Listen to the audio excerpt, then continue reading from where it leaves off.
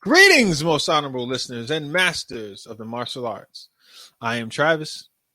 And I'm Chris. And this is CTE, and this is going to be an experience for you. Hey, and just real quick, it is Memorial Day weekend. So because it's Memorial Day weekend, most people are barbecuing, having cookouts, and because we're having cookouts and barbecuing and all that good stuff, I decided to play this because this is usually played at most cookouts. Whoa, whoa.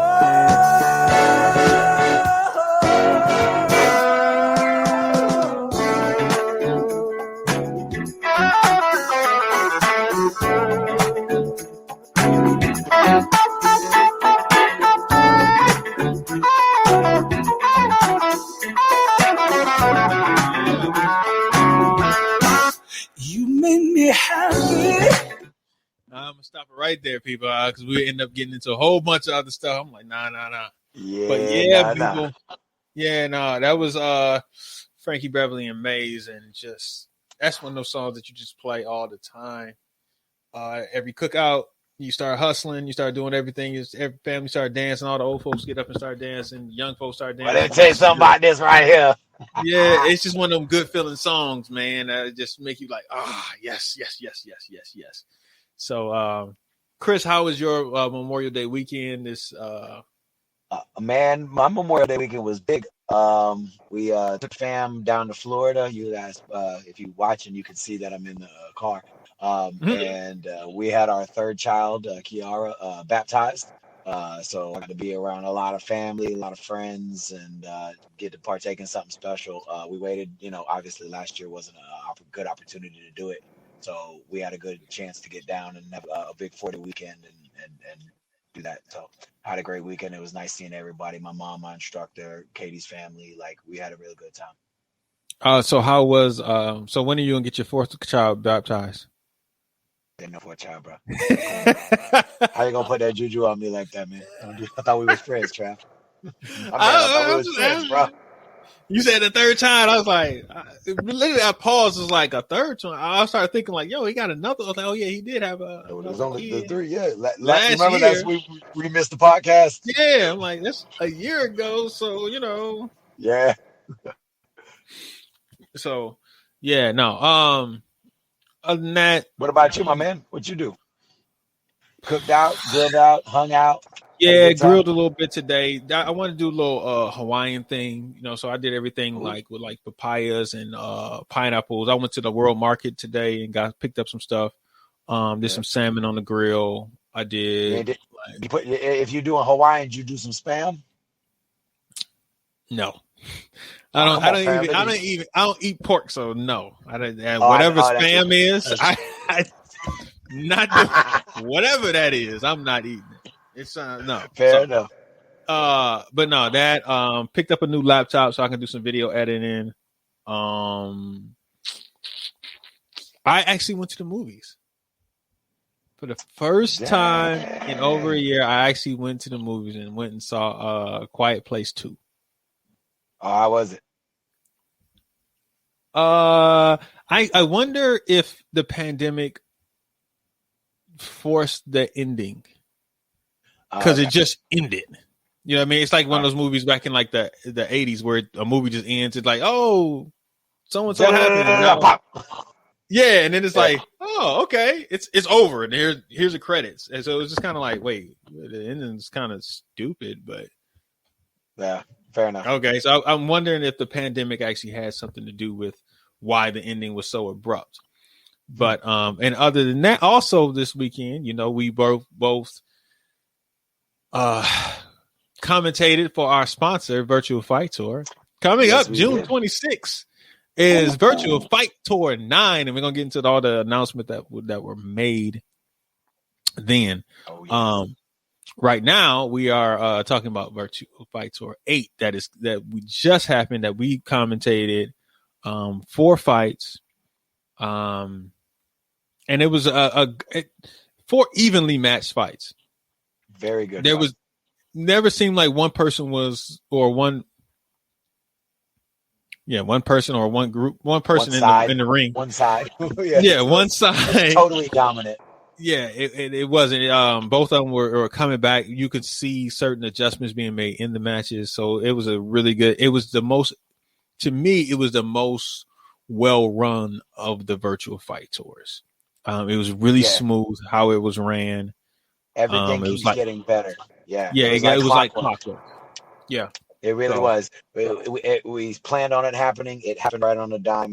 Transitions were great. Yeah, I felt this was very smooth, very, very professionally done. So shout out to Jesse and his crew on their side. Getting better. They unveiled the instant replay. Man, the instant replay was fire. Yeah, they did the instant replay. That was cool. One thing I will say there, they need to put up like a overlay that says instant replay, because you might because otherwise you're thinking like, oh shoot, like they starting to fight again. So at one point I thought that, and I was like, oh, they like, oh no, they're actually not fighting. That's the instant replay. So yeah, I think that we'll get that done. But other than that, how did you feel about it? Man, first off, first having instant replay like that, man. I know we're talking about what we want to do next time, but man, that was awesome. When we were playing with it in the beginning, Mahogany was doing that setup, and then watching the transition, I was just like, "Oh, that's cool! I can't wait to see that."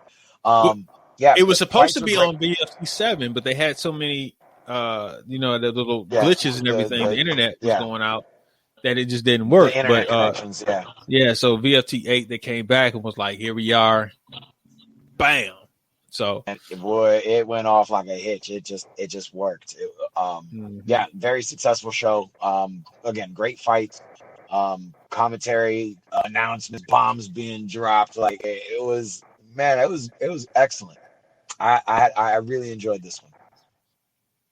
Yeah, me too. Where we want to start with this? You know what? Let's do a rundown real quick, because more than that just happened. Just so people, if you're listening now, Raw is back.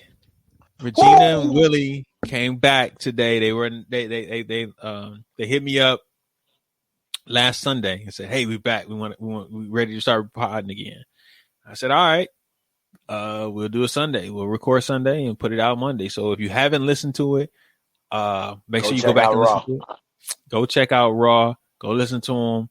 I will say this, so y'all, some of y'all who, this one was just, they were talking about all the different tournaments that happened this past weekend, because they were at the Jam All Nationals. They talked about VFT. They talked about Carolina Open with Brian Pena. Yep. So they covered that. So if you want a detailed about what happened at Jam All, because they actually got into a little bit of stuff with TKO. Something that was interesting to me that I didn't know. Look, when I was recording them, I sat back and thought to myself, Texas is its own country. Like, they are just different. Like, they just are different. And the reason why I say that is because they talked about how continuous is ran down there, right? And you can't hit the head in continuous. Yes, I've but heard that. You can kick above the knee, so you can kick their thigh, you can kick their groin, but you can't punch them in the head. And I was like, this is just weird. All right, like this is the whole thing is a little weird to me. Texas is its own country. Yes. Man. Listen. That whole thigh and groin. I mean, thigh kicks I don't mind, because I've crossed over and done that. But the groin kicks and no headshots, like, you're hitting the wrong head, fam. Like, I'm not cool with that. But yeah, that was But yeah, Texas definitely runs things a little different, and they always have. But So congratulations. Okay, so the Carolina Open were the Floyds who won. Justice and Ashley, they won grands there. So congratulations to them. I didn't see any videos or anything like that, so I didn't see how they performed. I believe Drew Derek Bisbee won traditional forms and weapons grands. Yep. Okay. All right. There you go. Do you know who won anything else? Like, do you know who won CMX or anything like that, or if there was a CMX? Or... Yeah, I did not see. I was on scrolling through the page before I jumped on, and I didn't really see any CMX winners that I recognized. Yeah, the other one was yeah, that's about it. Yeah, that was it. Floyd's and Drew.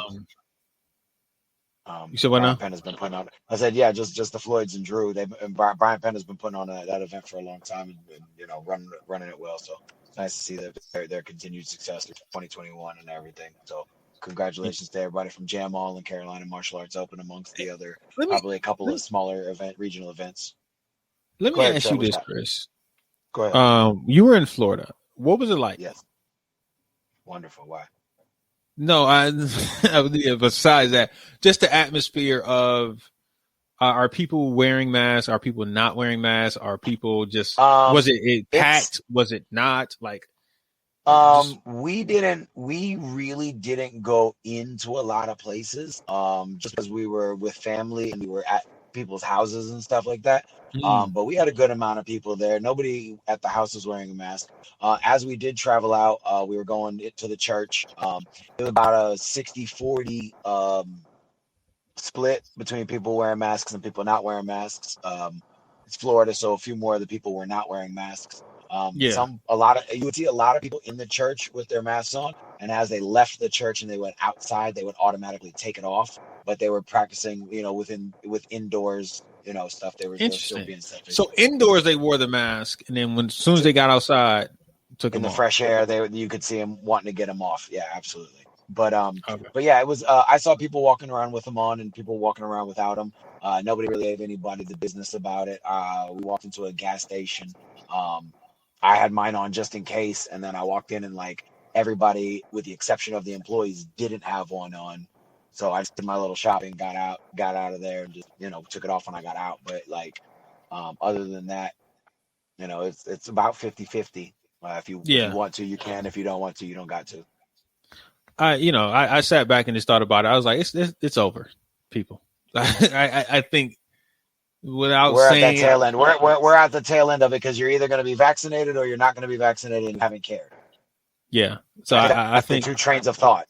Yeah. I'm not saying COVID is over because I've always said COVID's not going anywhere, but I think that it is not. I mean, I think I just think it's over with. It just depends on what state, but it really does depend on what state you're in.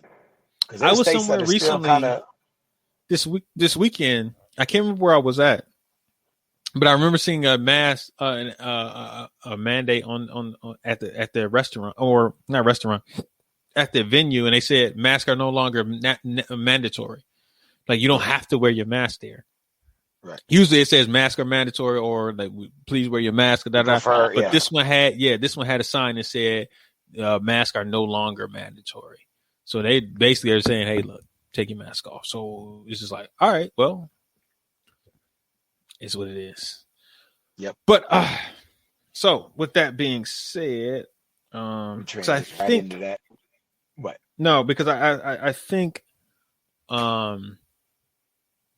what's his I think Chance won Jamal. I'm not 100% sure, but because I remember, I know Alex Mancia had came back because Gardner, Willie, and Regina, he was down and scored 7 straight points and won. I guess to win the match, you got to score 7 points. They're still doing a point. Like I told you, man. 7? Yeah, dog. Texas is different. Texas is different, man. It's its own country, man. Like I it's like, hey, whatever. But yeah. So when I heard that Alex was down to Trice Talbot, Tice Talbot, and he came back, scored 7 points, and got that. And I think Alex won. No, he lost to Romeo Gargolas for grands. But yes. And then I think he might have been a runner up to. I know he didn't win it, Alex Mancia. I know he didn't win it, but I think he was the runner up to Chance. I think Chance fought and won. I think I'm almost positive, but that's nice. That's good. Yeah. Not bad. All right. This is first time in adults, right? Or first major. Yeah. I think he's well. I don't know what the consistency is down there because I think at Chance's tournament, I think he didn't fight. He did forms. No, he did forms only, and that was in the adults. I believe he did that at the Syntex That Open. was Angel won Grand Slam. Correct. So, yeah. So, all right, let's get into Virtual Fight Tour 8 and our review of all the things that happened at Virtual Fight Tour 8. Virtual. Yeah, I will say that kind of one of those sponsored videos they were talking about mental health, and they had that voice. Yeah. I was like, probably not the best. Lang and love. I was like, yeah. Would you love it? I was like, oh. Nah, all right. Sam's a good dude though. That's cool. Yeah. But yeah, so with that being said, what did you think? Oh, let's start with the first fight, Alyssa versus Peyton. Both of them had a strategy, man. I'm just gonna say that. Like, both of them had a strategy, making sure they didn't get tired. they learned from Justice. Justice will always be, people will always point to Justice. Pace yourself.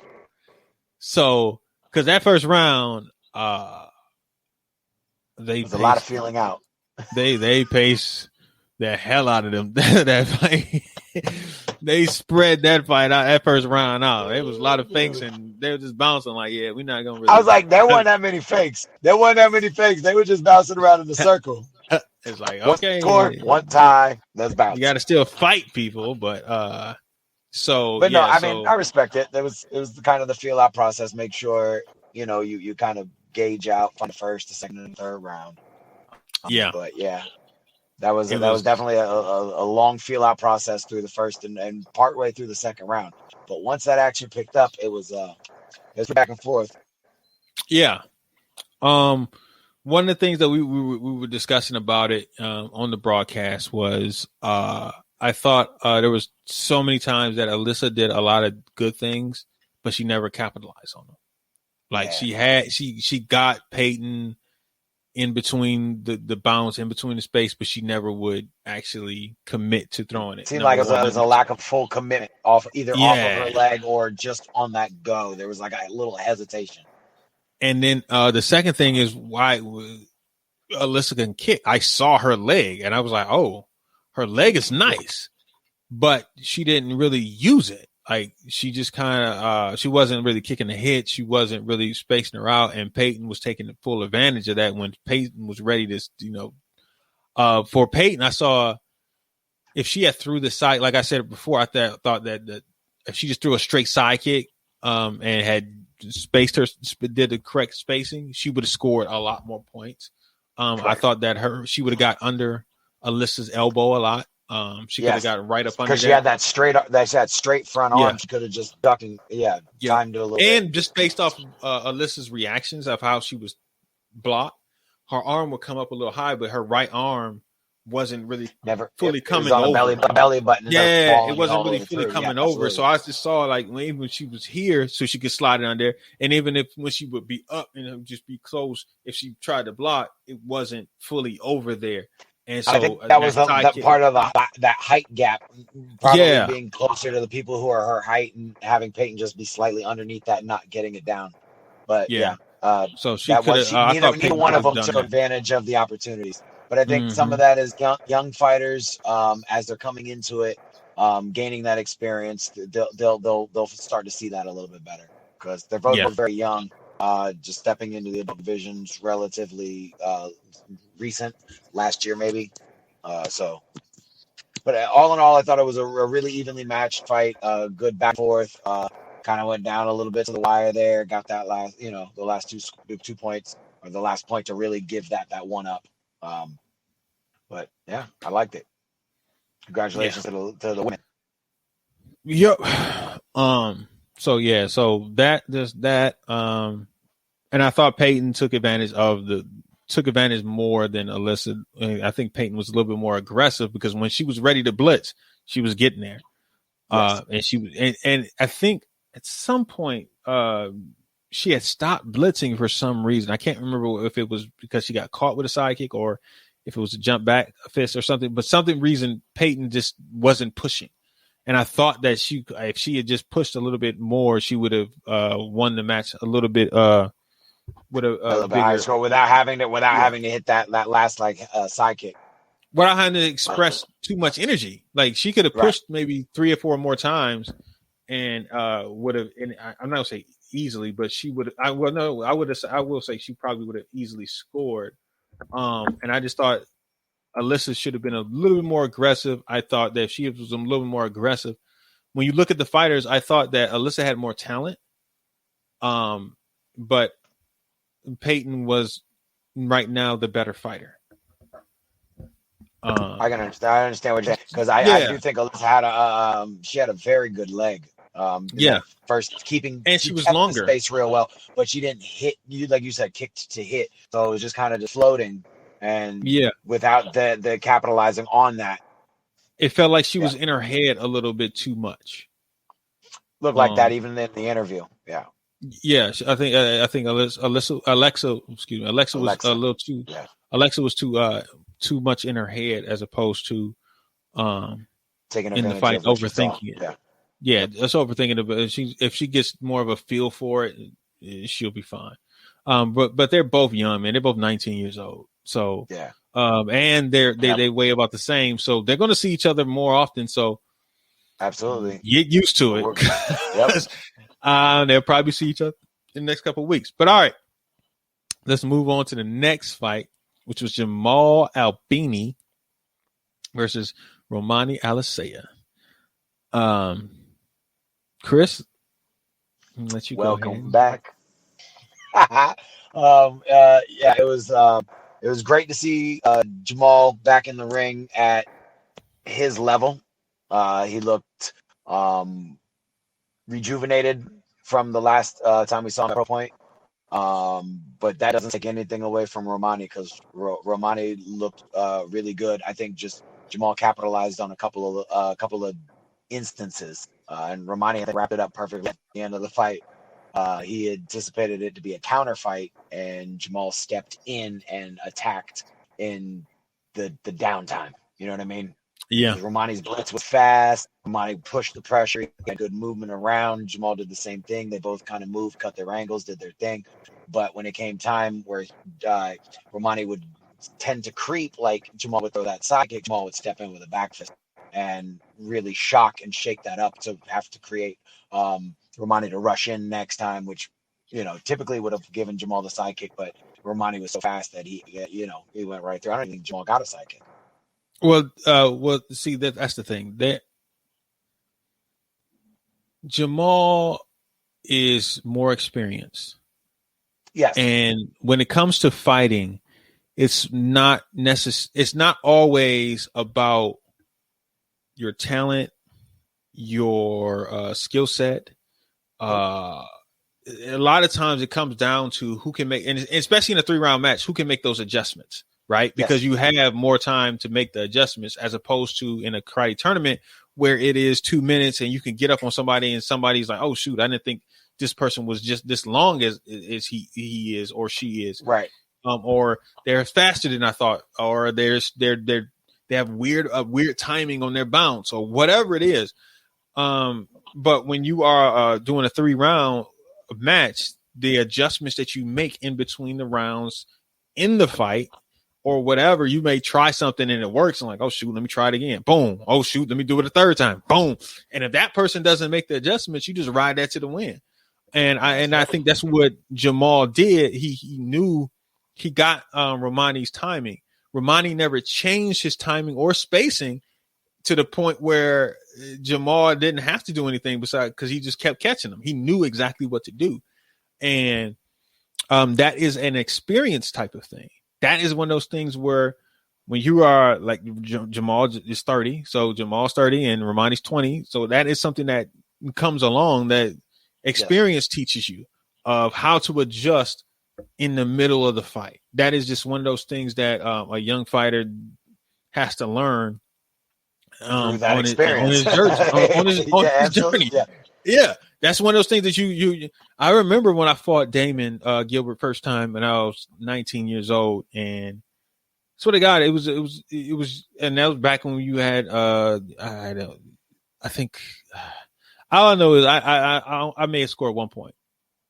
I think he scored. I think it was 8-1, and I think it was a 7-point spread, and that was it. It was a team fight, and it was just like, yeah, that was it. It was quick. It was a quick match. It was like bang, bang, bang. I never made the adjustments. He just read me.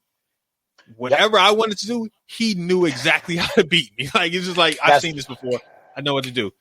And that's funny. That's one of those things you have to go through as a young fighter. Like, shoot, when you fight a veteran, like they know it. They've seen it all. They've seen what you know do.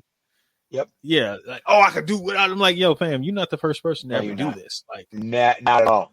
That's man. Listen, I was at my instructor's and I was recording a bunch of VHS tapes over to DVD for him, and I found a fight. I couldn't even tell you when I was like 16. I fought AP. Yeah, I didn't want to watch that fight again. Everything I did a bunch of good stuff, cutting angles, moving over, and he was just like, nope, kick, nope, yeah, bridge, no, sorry, little man, no, I've seen this before. You're not as fast as Tony. Sorry. I know everything you're trying to do. Like, yeah, this to you is new. I had a good day. Nah, to me, this is old. I've seen it. I've seen the originator of it. Like, I know. Right. And what Jamal said which was interesting, was that he said every time he saw him getting lower before he blitzed. He went, yep. So he noticed the dip.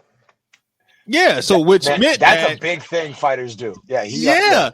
Which means that you're telegraphing, but you don't even know that you're telegraphing, and so that's something that I think I'm not trying to we're not trying to crap on Jamal, but we're trying to teach you this is why you lost. Jamal saw something in your bounce that he could capitalize on, and you weren't able to see it. Or, I mean, it's something that you may not even make that adjustment. Yeah. And so, so like that's something I be a better person to hide that. Or if somebody scores on you with that, catches you in that moment, the next thing is you baiting them by doing that, and you fade out.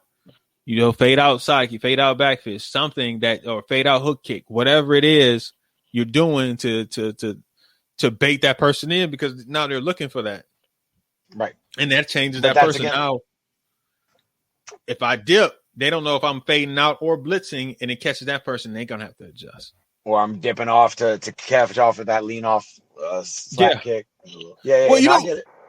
I watched that, and that was funny because Romani tried to do that on Jamal. Yes. And but he literally was telegraphing when he was trying to do it. I watched it. He was trying to. Yeah. It was like a subtle movement, and I saw it, and I was like, he's about to. And then Jamal just he's gonna try. Yeah, because I'm sorry, that's a Bay Area thing before it was anything else. Yeah, it was. Jamal, listen, we've done countless drills of how to do that, and Jamal has taught me how to successfully land that. So, like, I was like, don't do that. Yeah. No. Oh, yeah. So, and like I said, being Jamal being one of the big homies and everything. My favorite thing though was the spin off the cage, like right in the first round. All right, go ahead and talk about that, because people asked about that. Yeah, so he's countering, leaning back. He pushes one hand off the cage, uses that hand to push off, does a full 360, uses that same hand that came off the cage and caught him with like an overhand / ridge hand kind of thing.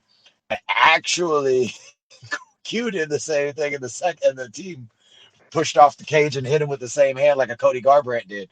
But I know people asked about it. That did not count as flying off the cage, because doing that, you should have been airborne by using the cage to catapult yourself through. So that was that determination I asked right away as well, because I had a bunch of questions myself. I was like, yo, what was that? Did that count? No, it didn't count? Okay, all right, cool. Why not? Okay, cool. Because I definitely asked Jesse about it, seen it in the text. But man, I just loved seeing the big homie Jamal go out there and kill it. So, no bias, but great job, Romani. Romani is a great fighter. I really enjoy watching him. But yeah, that's just something that a young fighter has to learn. He's like, I feel like I'm the better fighter. You're the more talented fighter, but you still got some ways to go as far as experience and being able to read another person. But I think as long as you keep doing IQ comes with experience, but yes, you're going to get that experience. and training with Brandon and training with Bailey. Be listening to Joe. Keep at it. Absolutely. Yeah, bright future. You're gonna catch on and do and score. But that day Jamal Albini won a 4-point win, and like I said, I didn't understand that fight. I just could not see it visually about how it will go because I just like I don't know. Like, and honestly, it was one of those things where it was just kind of like it wasn't one of the fights that it was just like. It's just predictable what's actually happening. This person is doing this. This person is doing this. No, it was going to happen. You didn't. You had no idea what was going to happen because they both go forward, they both go backward, they both. And it was the person who made the adjustment of seeing a flaw in the other person's fight and exploiting that flaw and that vulnerability, and that was Jamal. And there it was. All right. So next, moving on to Team Dumlao versus Team KTOC. Oh, sorry. One other thing real quick before we move into that. It was really cool to see Sean in Jamal's corner. That he's from the Dumlao school, that he's always rocked the bandana. That's kind of like a permanent staple. So it was funny because when I saw Jamal walk to the ring and I saw Sean behind him, I was like, oh, this is going to be a different Jamal. This is going to be a better Jamal, I think, just with that family love with being with the team. All right, now moving into the next fight. Team Dumlao, who came deep. All right, they came 20 people deep. Like, and you can hear the crowd cheering for him. Speaking of which, this is the first time Virtual Fight Tour had a crowd in there, and you could see the atmosphere. Yeah. In the fighters, right? You could see them having a little, like Jamal was scoring. He's standing there with his arms out. You could see Quinn Q hitting people and looking off, and you could see Eliza getting like pumped up. You could see Drew and John and Romani. You could see that energy in the. You could feel it. You can feel it. It was one of those, WWF moments. You could cut the tension with a knife. Yeah, you really could though. You could really feel that. You could feel the energy in there, which is really and it nice. Was really evident in this fight. Oh yeah, it was all about the atmosphere in this fight, plus the action. Yeah, you heard them screaming, cheering them on. And the interesting thing was we were curious about what the lineup was going to be. You could tell who won it because it was boy, girl, boy. And when I saw that, I started thinking they don't think Drew can go 2 rounds without getting tired. Right. Yep. And they thought they would have the advantage there. And then if they could keep it close or maybe be down 1 or 2, it felt like Quinn would probably score more points than John. Yeah. So the first round was John and Q. Excuse me. And they I think at the end of it, it was 3-2. I think. Hold on, let me make sure. Yes, it was 3-2 at the end of the first round. With Dumlao's being up. Q won the first round. Quinn was up. Yeah, and it was a slow paced fight. Slow paced first round. It wasn't a lot of action. It wasn't as slow as the first fight that was on VFT, but it wasn't like crazy. It wasn't action packed. That's kind of a John Cortolo fight, though. Right. low energy, direct score, kind of keep it. Yeah. Yeah. So I think they matched that energy with each other, felt it out, made sure that everything going in, there was no gap on either side for the next 2 fights. Yeah. And then Eliza and Drew got into the ring. And once again, I was curious because I was taken aback because Drew was not kicking that much in that first round. Not the first round. She was kind of just hung out like, yeah, I'm here. It is what it is. We're fighting. And it was just kind of like,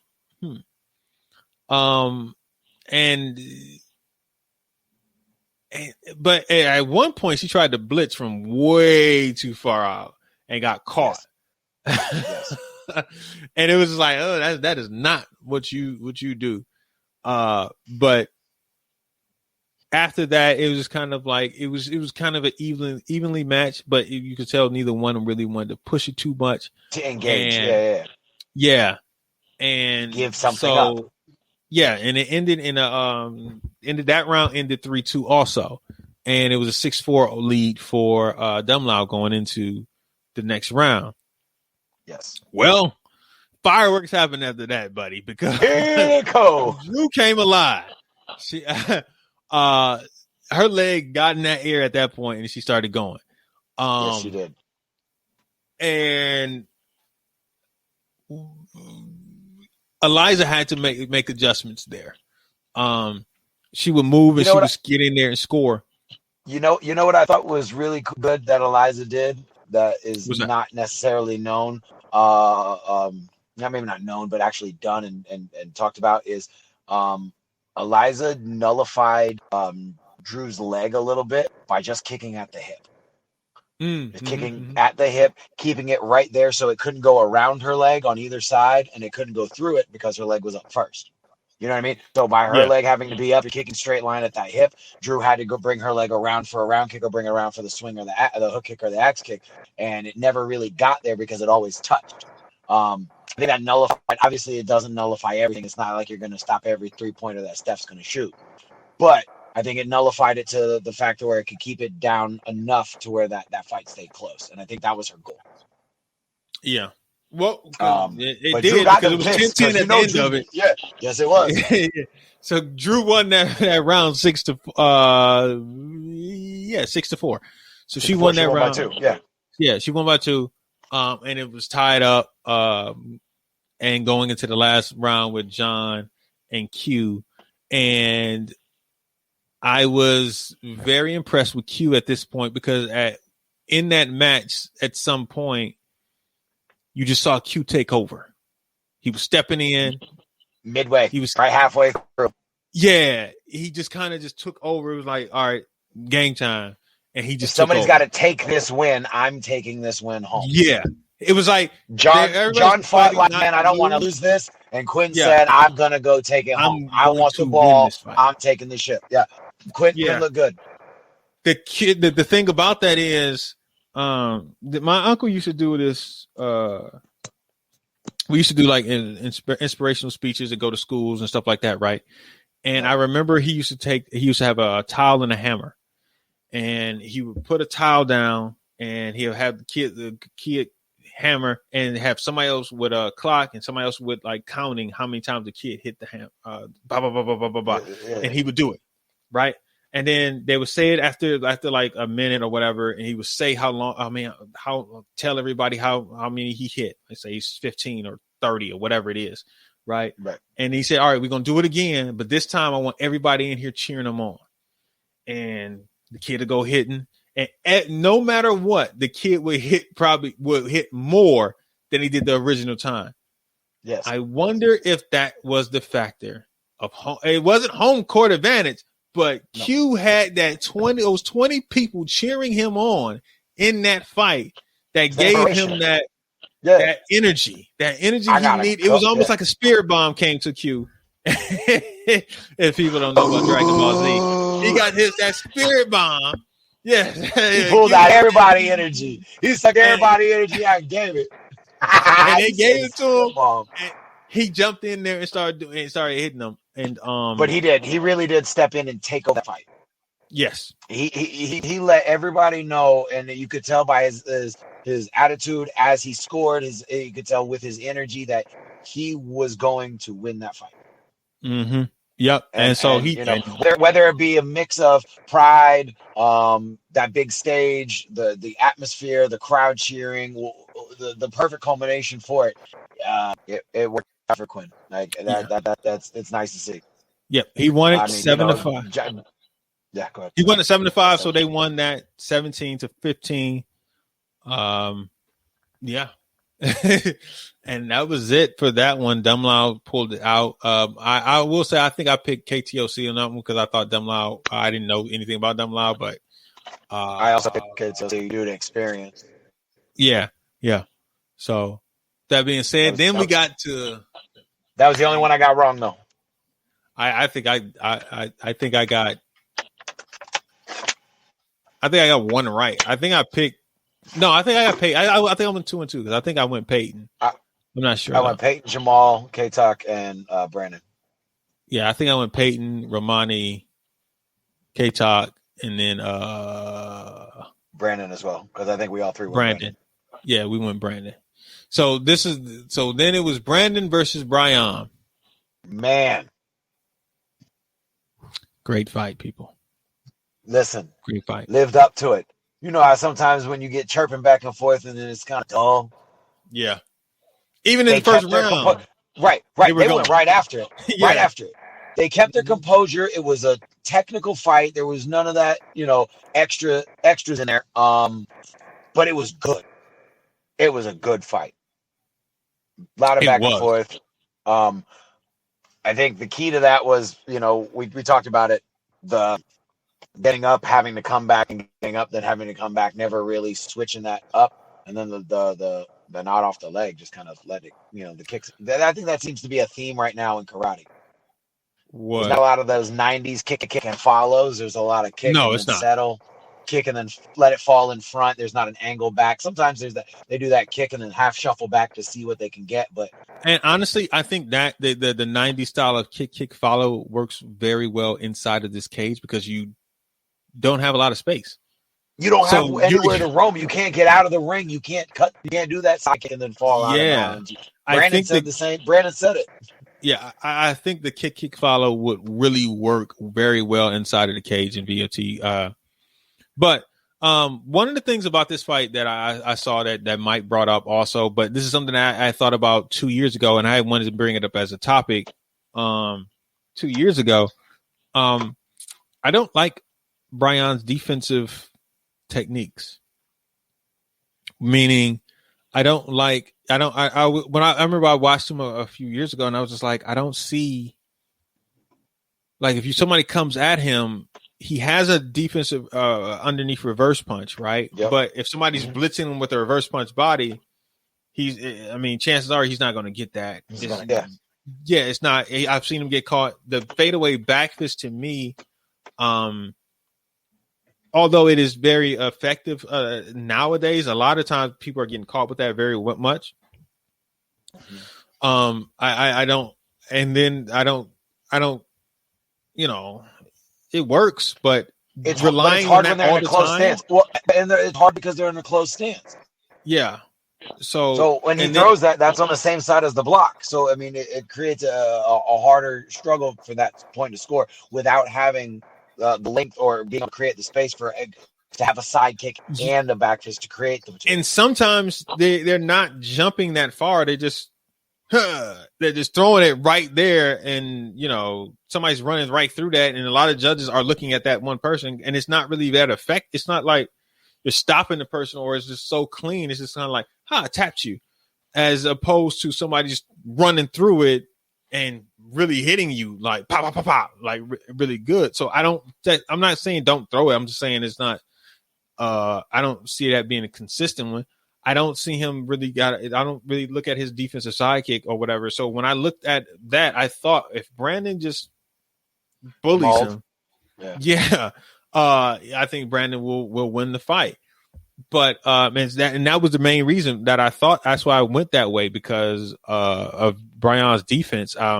He stays on the line. I don't see him move that often. You know what I mean? Like, he's not cutting a lot of angles or backing up enough to make that person miss and then angle, or fighting off at angles or anything like that. So defensively, I just didn't think Brian. I wanted to have a conversation like, yo, he probably needs to work on his defensive stuff, like moving angles, catching people, or just making it clearer of how you hit somebody when they're coming at you, as opposed to just like a little bam. It was kind of like a little, so tap, and it's like you can't really, because if he didn't go underneath, if he didn't catch underneath with a reverse punch, he kind of got. But even his underneath isn't like a turnover underneath. It's the here. You know what I mean? Like it's just the arm up, and your body's not. It's just extending your arm. It's not really a turnover and show that I'm bang or anything. It's just, and so I never really liked his defense. Yeah, I don't never really like his defense of somebody coming towards him. But as offensively now, he's fantastic. He's got skills. fantastic. Yeah. But defensively, I thought similar to Jason. Like Jason had a defensive sidekick. Jason will catch you with a defensive sidekick, and then he may try and do a jump spin something, and sometimes he'll catch you, sometimes he wouldn't. It's like you don't know what's coming. But it was similar to that. What did you think about the fight? I'm talking a lot. Talking about the defense a lot. But no, I agree with you.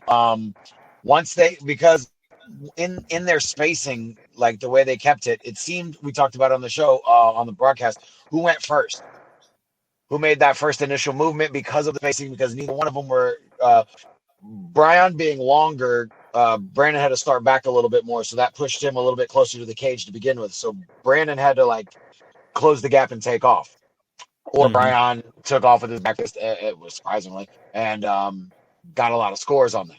He did not kick a lot. Brian did not kick a lot. And Brandon said it threw him off because he was expecting him to kick more, and he wasn't. He was throwing punches. So Brandon had to make an adjustment with that, which was to me, which is something that you always have to do. You always got to make adjustments, people. But yeah, you got to make them faster than the other person. Exactly. Huh. But no, it did kind of go a little bit like I thought it would. I thought Brandon would have pulled it out by a couple more points. Brian, they both looked kind of gassed towards the tail end of that third round. And Brandon was almost as tired, not quite as tired, but almost as tired towards that, as in it affecting when he took off and how fast he took off. I don't think he was gassed by any means, but it caused a little bit of a delay. You said Brandon or Brian? Brandon as well, but Brian was Brian. Yeah, I saw that, and that at the end of that third round. Yeah, well, that was kind of the mental game. That was kind of the mental game too, because the both doors are right there next to each other, but that was on Brandon's side, so Brandon just walked over there and stood there. Yeah, he stood there. I love that, man. Now I gotta get up too. Yeah, Brian had to get up. And all right, well, I always use that as a psychological advantage. I never sat down in between rounds. Never. MMA, jiu-jitsu, I don't sit down between rounds. That's I got that cardio. You know what's funny? Like, to me, it can work both ways. Like I'm so unbothered by you. I'm going to sit down because I don't care. No matter what you do, you can't beat me. You know what I mean? Like, and look at just do something. Put your arms behind the head. Put your feet like, yo, I'm good. Like nothing. I do one of these like, ugh. Yeah, like, yo, I'm chilling. Like, yo, you're not good enough. You can do that. But Brian looked up and said, all right, he got right up. But towards the end, I could see his technique and his timing, his reaction time wasn't there. Brandon was getting off on him, just being able to blitz, even though Brandon knew that he was a little tired. Also, I could see it inside of Brandon. He was a little tired. And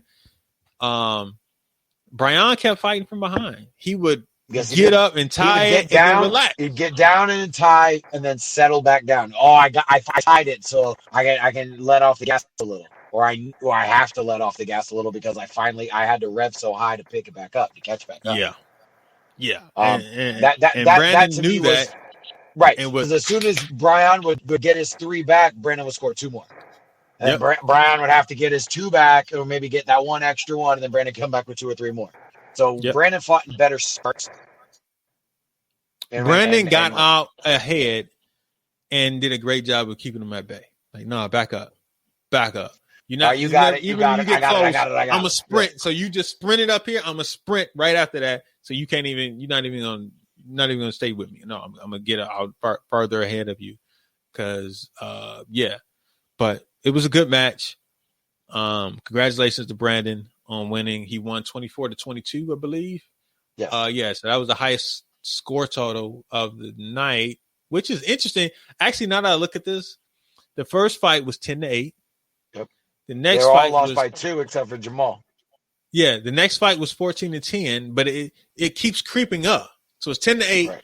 14-10, 17-15. and then 24-22. So The total scores just kept getting higher. Like, okay, all right, but cool, that's how it started. That's how that energy kept going. Because after the first fight, the next fights got a little more hype. Then the team fights got really hype, and then there was the little bit of the jaw jacking and a little taunting and whatnot for that last one, and it just really culminated in a lot of action.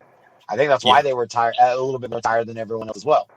Probably, but their that was a really good fight, man. Congratulations. Thank you. Thank you guys for really putting on that show and putting on that fight. Both the promoter, Jesse, and both Brandon and Brian. I thoroughly enjoyed commentating and watching that fight. Yeah, that was a really good fight. That was a really good card. Each match we had a lot of anticipation about who was going to win. Evenly matched competitors. So it was a great card. If you missed it, I don't know what to tell you. Do not miss VFT 9. Man, listen, don't do that. Don't play yourself. I'm gonna tell you who's gonna be on VFT 9. Avery's fighting on VFT 9. Bailey's fighting on VFT 9. Else? Tyreek's fighting on VFT 9. And then the bar burner. Like his hot comment, we'd have had to drop. Tyson Ray versus Jason Latona was announced. They're fighting. Woo! So they're gonna settle who's the better fighter between those two. So do not miss BFT 9, June 26th. Make sure you get your tickets and make sure y'all mark it on your calendar, people. Make sure y'all like, hey, look, I get paid on the 15th or the 17th, whatever it is you're getting paid on. Make sure you buy that ticket. Get it. Just get it that day. Yeah, get it right now. Just get it right then. I mean, I don't even understand.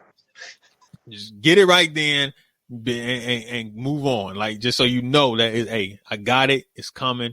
I'm going to get to be able to watch it. And then and I think I am back. I got big backs energy. I may go ahead and fly up to New York and experience BFT for the first time. Also, I want to give a shout out to one of my favorite weapons competitors. We got to watch Rashad. 6 a.m. killing it with the double bows, being mad hype as always. Yeah. After dropping shoe, and then after this weekend dropping the shoe, like dude. Yeah, he did Brian's shoe. He's on it. And them joints were hard too. Them joints were hard. He did the Beavis and Butthead joints. He did those joints. Like he's on it. Like he's killing it. He's skilled. He's still killing the weapons. Like dude's talented. Yep. If you don't know, now you know. You know. But with that being said, Chris, you got anything else? I'm gonna let you go ahead and get back on your road and get ready to. I'm on the road again. Yeah, I'm gonna give me some sleep. I have been busy all weekend running around this city, doing different things. I'm tired. I gotta work tomorrow. It's back to the grind. Yeah. It's back to right. Listen, summer camp starts in the morning, baby. You got summer camp in the morning? Oh yeah, summer camp. 7 a.m. Yeah. 7:30. 7:30 drop off. Let's go. Have fun with that. I'll be up, but He said, not with them kids. Yeah, I mean, I love dealing with kids and stuff. I'm just not getting up at 7:30 tomorrow. I'm like, nah, man, I need to sleep. So, True that. All right. Yeah, so we're out of here, people. Chris, you got anything else you want to say to the people about anything that's you want to talk about? No. I got leaned up like I was close, like I was going to say something all dramatic. Yeah. I know. I think if you're listening to this on Tuesday evening, we're going to do a special VFT recap with Mike Pombero and Jesse. So we'll do that tomorrow. That'll be tonight, probably around 9. So yeah, that's that. Tune in. Yeah, make sure you listen and watch and support. Chris, right. I know if you're available, come on, jump on. If you're not too tired from them kids running around and driving back. Man, listen, you know, I'll be ready. All right, I'm gonna be on there with you. Yeah, so we'll do a special little VFT thing tomorrow night. Other than that, we got nothing else. Then, hey, Frankie, This you can bear. You stood right beside me, yeah, and I won't forget. And I really love you. You should know. I wanna make sure I'm right, girl, before I let go.